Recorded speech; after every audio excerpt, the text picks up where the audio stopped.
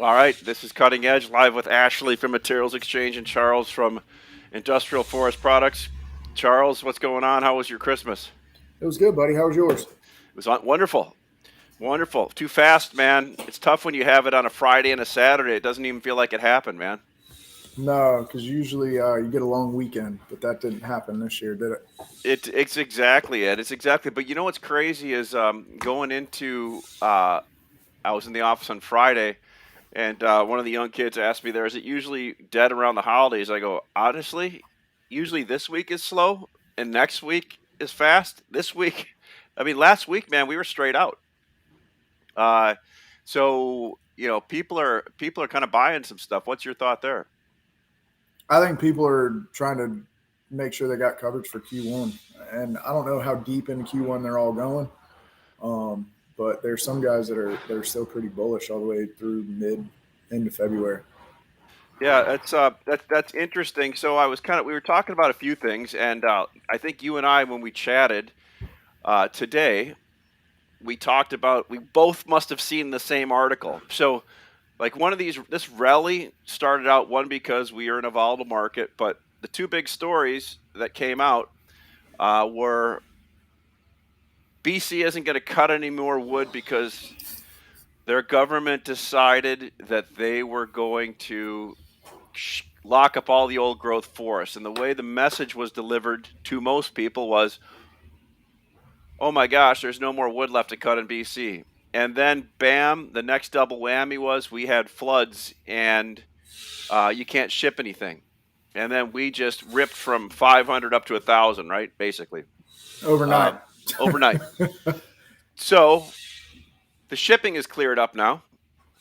And the news stories came out that, hey, maybe we, as a government, made a mistake by not asking anybody or getting a sign off from any of the native tribes that we were going to do this. And they're Yeah, I kind of, think they yeah. they sent them all a letter and gave them 10 days to respond to it.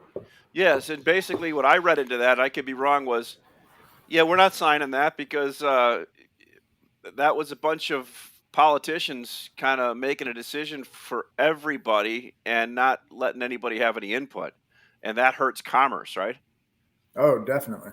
Yeah. So I guess the real thing is Mark Twain always used to say sometimes people don't know the difference between bad news and good news. And I'm starting to think that, maybe they're going back and rethinking this. But my whole thing I'm setting up here is all of these things that made us run, the fear, are kind of starting to play out a little bit differently. Now, who knows? Who knows? That's why I wrote down here, who knows what the feedback loop is going to be on that? Um, so that was one And thing. So who the other, interrupts it? I mean, who's going to interrupt it based on where they are in the market or where they think they should be in the market? I mean, that's going to be a big key. Because I talked to a couple people when that initial press release came out about the old growth, and it was kind of a 60-40 split between fear mongering and we'll see what happens. Because you and I touched on this too earlier today is the whole chain of people and livelihoods and industry that are being sacrificed because of these decisions made by politicians sitting in a city that don't understand the true impact. well, that's one of the things. So I've been up in these communities before, and it's not just the people cutting the wood that have the jobs. It's everybody in between, the automotive places, the people that sell tires, the bars, the restaurants. And I'm thinking that if I was handicapping this, it doesn't play out like that. This wood is going to be cut, and these mills are going to run. Well, it's got And to, but yeah, but but it also begs a question: considering the current stumpage situation that they're in, how long does that news last? And I think well, that's the other side of the coin that a lot of people, as far as we're going to run out of wood coming from Western Canada, are trying to key on. Okay, well, if they open up the old growth forests and the indigenous people have the ability to capitalize on some of these timber rights, how long does that last, and how quickly does it disappear? yeah, for sure. I mean, I think it never fails to amaze me how quickly these news stories change after everybody's done being long, right? Or, or, or short. So, I mean, a bunch of interesting stuff happened. I think also, but it'll be cool to watch that more mills were. consolidated last week. Miller Western got bought by Canfor a couple weeks ago. You're also seeing in the South more mills being announced, being built. Um, Only makes sense when your cost of production is around 300, you're selling at 1,000. You'd probably build more mills, right? I mean, and I think if you took a survey of everybody last week, 99.9% of the market was bullish, and that's also because this market's, I guess, it's if this right economic inelastic. Most people don't see change until it's too late. Does that make sense? Oh, completely. It's the Yeah, same thing when people tell you, "Oh, well, lumber prices are down in the second week of December," and we've seen them jump 15% in 2 days. yeah. So there's somebody saying, Case, you said we're in the fifth inning. I'm going to go out on a limb and say we're in the eighth or ninth inning, and here's why. If you remember last year, here's my suggestion. If you have something sold and a profit in it, and you can buy it today. By all means, buy it. Cover your stuff out as far as you need, right? But if you're speculating right now, you know last year how long it took down to average down from $1,800 1,000. You can't do it. So if you're speculating on stuff at this point to put on the ground and it's not hedged, in my opinion, at some point when the musical chair game is over, which is probably pretty close, you're going to lose money. So and this goes back to the feedback loop and who you're getting your information from, right?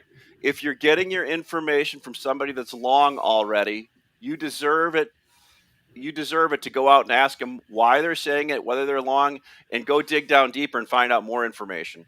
Because, folks, what I'm going to tell you is when your cost of production is around $400 1,000, or let's say 500, and you're selling at 1,000, people make lumber, and the chain can only take it so fast. And right now, people are accumulating lumber, right?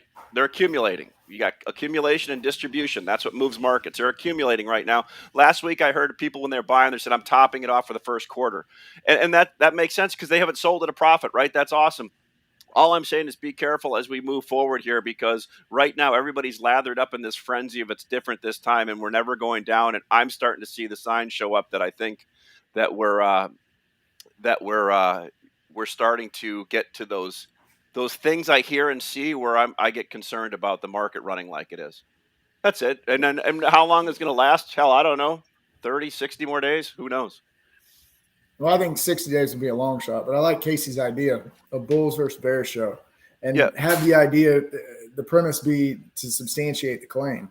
And, in situations like this and the velocity that things have changed, it's only going to do the same thing on going the other direction. And you hit the nail on the head as far as people building inventory and putting wood on the ground. And if you have it sold, buy it and you can make money, that's good. But if you are specking on anything at all to go to a reload and try to find a buyer for it and it's not hedged, it's going to be a rough first quarter. So, that's across species, that's across grades. I mean, you saw jumps of 2 to 6, 16-foot number two from the week before Thanksgiving of, $390 to $410 to $1,100 last week. I mean, that's absurd. And, everybody thought 2 before Southern Yellow Pine was going to crack, but it was the strongest dimension and species in the country when you compare it to what happened to Canadian or Euro spruce in the same dimension.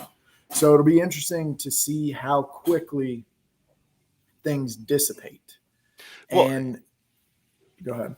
yeah. So I got a call from a guy a bit ago, and he was talking about it. I think he's an astute guy in the industry, and he said tomorrow, if it's double top, he's probably looking at laying some more into this on the short side because one thing I've noticed about this contract is when it does start trading off, and if you're long, it's hard to get out, obviously, unless you get out through options or something like that, because it is not a very liquid contract. Not at And all. when as we were in kindergarten, you don't want to be that last kid without an ass to put into a chair when you're playing musical chairs. Because I mean, we had this conversation. When you have $1,200, $1,800 wood in a down market, you aren't averaging it down. You're going to take your loss real quickly, right? I guess the Now, good news is that happens in Q1 and not Q3. yeah, for sure. Gives you enough time to catch up for it. But I mean, either way, it's going to be rough. Yeah, So no doubt. But we had a good week last week, and we've got a lot of stuff on the platform right now. I just saw a guy just threw up 4 trucks of prompt TNG OSB in Dallas, and we've got about 10 trucks of 2x4, 104 and 5/8 Stimson Stim Pro in Chicago. We sold a chunk of those, or as they like to say in the financial world, we sold a tranche of those last week, and we're looking to move some more of those again. What do you got? You're looking to do, Charles, this week? Well, I think it's trying to educate yourself and understand the flow of that information, and once again go against wherever those sources of information are coming, so they're forced to substantiate whatever their claim is. It's real tricky right now because it really and truly could go one of two ways. You saw some discounts last week surface because people had cars inbound reloads, and they want to transfer risk. They want to take the downside risk from themselves to somebody else. So instead of marking it up $100 a thousand because they bought it right, they're negating that and cutting profit to ensure that they lock in a floor, right? But I also think the holidays, and you had mentioned this too, gives everybody a chance to kind of shake the juices out of everybody's head and come back down to earth and see what the real true need is going to be moving forward. And that could be, okay, well, we bought hot and heavy for 5 or 6 weeks or 4 weeks, really. We need to take a breather. We're kind of bought till the middle, end of January and see where the cookie crumbles. Or there could really and truly be so much business out there that people just continue. Yeah, for sure. And it's a 50-50 bet. I'm not willing to say that it goes much higher because I don't think the numbers that we saw last year, number one, are sustainable, but number two, I don't see it happening because the variables are different, especially when you start talking about potential increases in interest rates and tapering and all of these fun things that some, I guess, people not involved in the industry don't really understand the impact of. The Yeah, Bank of that's England did an interest rate increase last week. So, what is that going to do to everybody in Europe? On top of the fact, how does that impact us? well, it's interesting. So you look where, and I don't have the exact facts, but $1 million house at 3% is similar to a $700,000 house at a 5% mortgage, right? So everybody's buying these homes right now because rates, you could still get a 3% mortgage. We've printed so much money in the last 16 months, it's insane, right? Yet our mortgage rates are still held low right now. If we have a 1%, 2% uptick in rates, what does that do to housing, right? I don't know. I don't think it I think it's, interest rates are the one biggest variable of housing, right? And right now they're still advantageous for buyers. If that changes, if again, I said the old thing about Mark Twain. Sometimes people don't know what good news is, bad news is.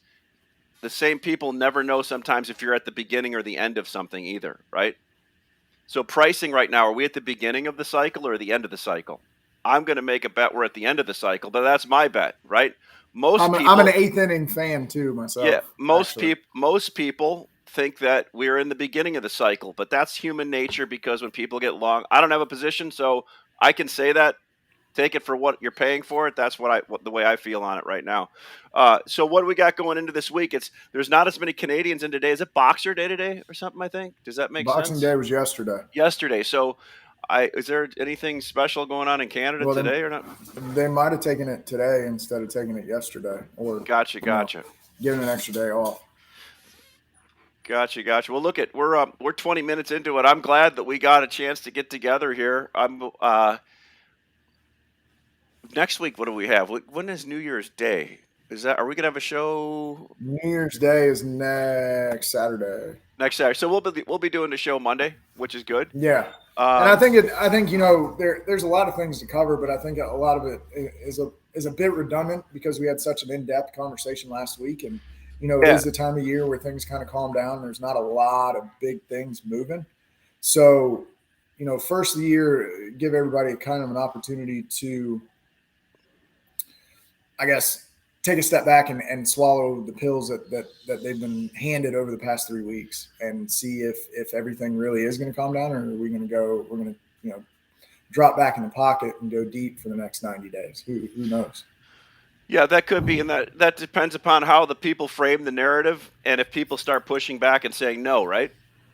Yes. Yeah. So and that's always it's always interesting. I love watching it in this market play out and who delivers the message and and how that message gets delivered. But Perception we'll and perspective is the name of the game for sure. absolutely, man. All right, Charles. Thanks for showing up. I appreciate it. Have a great Monday, my friend. Hey, you too, bro. All right. Bye. Thanks. Bye.